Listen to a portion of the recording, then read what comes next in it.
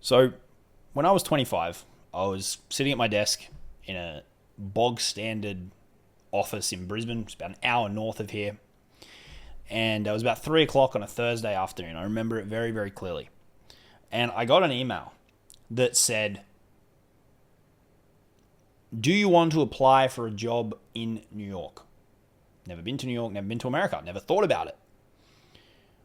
And I said, "Oh, I'll think about it."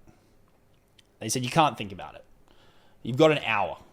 If you want to get your CV, your resume in, you got 60 minutes to do it." Right? I now sit here today, quite a few years on. I'm now 33. And I can pinpoint that one single hour on a Thursday afternoon in 2015 as a catalyst that completely changed the direction of my life forever. And that's what I want to talk to you about in this video. I want to talk to you about how that came about. I want to talk to you about why it changed my life, how it changed my life, and then more importantly for you with that setup, why if you're under 30, right, even if you're post 30, but more specifically, if you're under 30, why I would recommend above all else that as soon as possible, if you've never left the town that you grew up in, the city that you grew up in permanently, that you pack your shit up, go find somewhere else to live and go and embrace it and go do a couple of years in a completely different country and see what it's like, because I think it will change you for the better as well. Okay, let's dive into it. All right, so here's how it happened. As I said, I was rolling along in my corporate job. I'd done my degree. I'd done the postgrad that I needed to do. I was rocking and rolling, and I'd never thought about going overseas. Like I said, I'd never been to New York. I'd never even been to America. And I was deep in the matrix. The path for me was like, get promoted, get a mortgage, get promoted, get a bigger mortgage, fucking rock and roll until you die, retire and die. All right, that was the path that I was on. And honestly, I'd never truly thought another path was really possible. Anyway, I get this call and they're like, "You got an hour." And I actually called my sister. And I said, "What do you reckon?" And she goes, "Well, what's the worst that can happen?" And I thought, well, yeah, that's a very fucking good point. And that's actually stuck with me for a long time, because most people overthink shit. And it's like, well, give it a go. What's the worst that can happen? Usually the downside is very little. But the way I operate is I try not to half-ass things. And from the moment I threw my hat in the ring, I wanted it. And it would be mine, and it had to be mine. Thankfully, I was able to beat out a bunch of people for that position. I think it was about 15 other people that applied, all of who were more senior than me. But I've always had this approach of, when you focus on one single thing, it's a pretty strong chance you can make it a reality. And I did. Packed up my stuff that year and moved over to New York via a little trip to Europe. Having never been there before. I remember landing and I was like, holy fuck, this city is crazy. Okay, so I rolled in and I didn't know what to expect. I kind of had no expectations. I'd never been there before. Is it going to be like Suits? I'd watch that show. All I knew is that it was going to be a shitload of work. Right? I know. The finance game here in Australia, people do solid hours. Over there is a whole different ball game. It's like 6 a.m. Doesn't matter. Let's get on a call. There's no rules. It's like, let's just work. And so I landed. And I get thrust straight into things. The first week I got there was a blizzard. And I was getting paid fuck all, right? I was on $100,000, which in Manhattan is fuck all, especially for the hours that I was working. After my rent was paid, I had about 50% of my salary left. I was supporting my partner at the time as well. And so I had like a couple $100 left at the end of each month. It was a very, very stressful time. So here I am cranking like 80 plus hour weeks and really got nothing to show for it at the end of each month. But I persevered. End of my first year, I got promoted. I got a big bonus, and then things were pretty sweet. Here's a couple of light bulbs that went off for me, and this is where I really want to spend the bulk of our time, is in those couple of years that I was there, my eyes were opened to a completely different reality that I simply had never seen before. I hadn't thought in these ways before. I hadn't seen the possibilities, the opportunities, the endless scope of potential in myself and externally that really existed, right? And so here's what happens. Here's what happens when you thrust yourself into another country and you're in your 20s. You gotta figure it out, right? You gotta set everything up, all the legal shit, your housing. You gotta get a fucking job. You gotta make sure you got money, especially if you got a partner or you're looking after somebody else. You gotta figure it all out, right? And that will cause you to grow up thick and fast, right? That you cannot hide. Otherwise, you'll get found out pretty quickly. What happened near on instantly, despite the fact that I wasn't making much money relative to the amount of time that I was working, was coming from a pretty small town. I mean, Brisbane's not tiny, but it's not a big city by any means. Your eyes are instantly open to how big the world is, how many people there really are. I mean, Manhattan's got like 8 million people.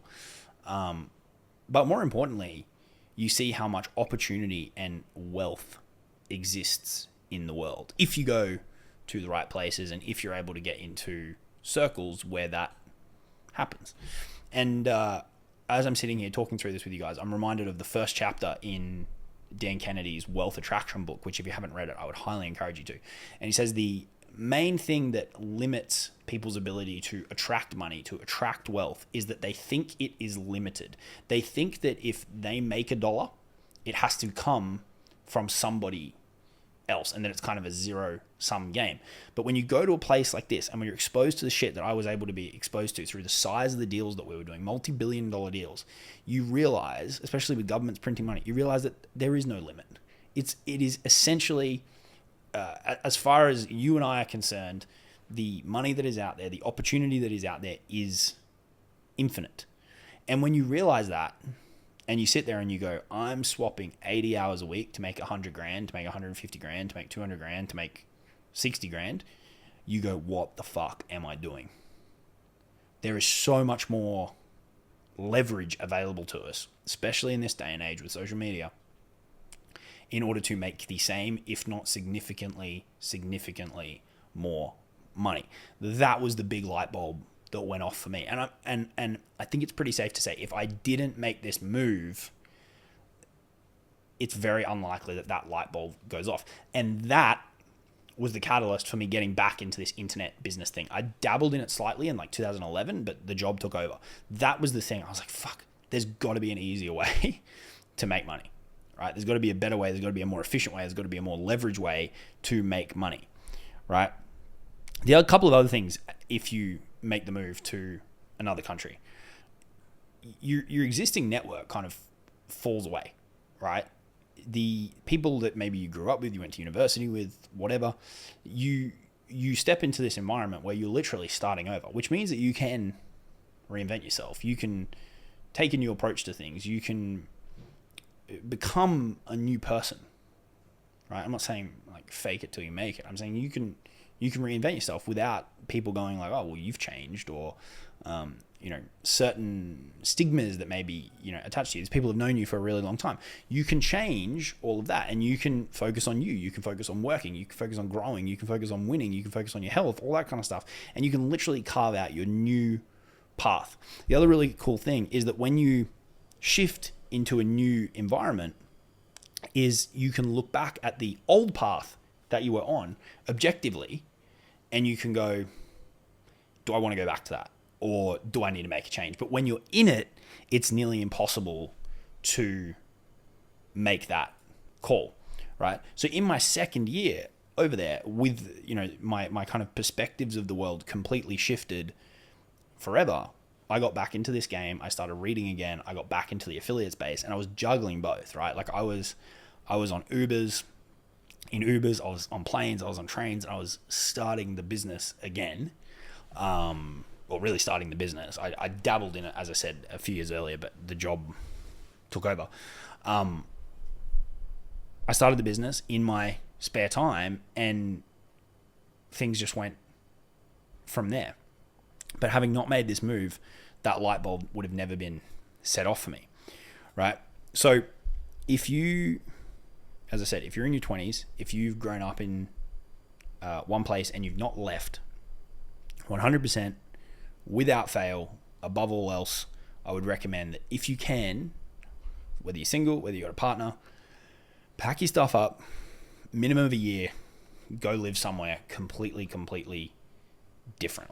As far away as you can go. Change it up. Ideally pick somewhere that's a really different environment to what you're used to, right? Like if you're used to a big city, maybe shift it up to something different, or vice versa, right? Like go tropical or whatever. But change it up completely. You're going to see how big the world is. You're going to see how much opportunity exists. You're going to connect with a whole different type of network. And you'll be able to objectively look back at the path that you are currently on and go, is this where I want to go? Because what you're doing now in your 20s, life doesn't get less complicated typically. You might get married, you get mortgages, kids, all these kind of things. Life doesn't get easier to change. So now, and this is why I'm specifically talking to people who are under 30. Now is the time to go and do it, because it will change you forever. If I can say with confidence, if I don't make this move for a couple of years, the business and the brand and the life that I live now doesn't happen.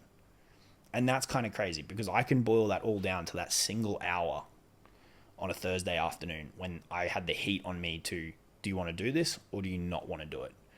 So put whatever parameters you need to in place, but go and make that shift. Go and live in a different environment. Go and set yourself up, put yourself through the challenges of making new friends. Put yourself through the challenges of either finding a job before you go, or finding a job once you get over there, and then making that work, right? Focus on you, focus on your health, focus on working, focus on making a bunch of money, focus on building a new network, and let that become the catalyst for the next 25 years, the next 30 years.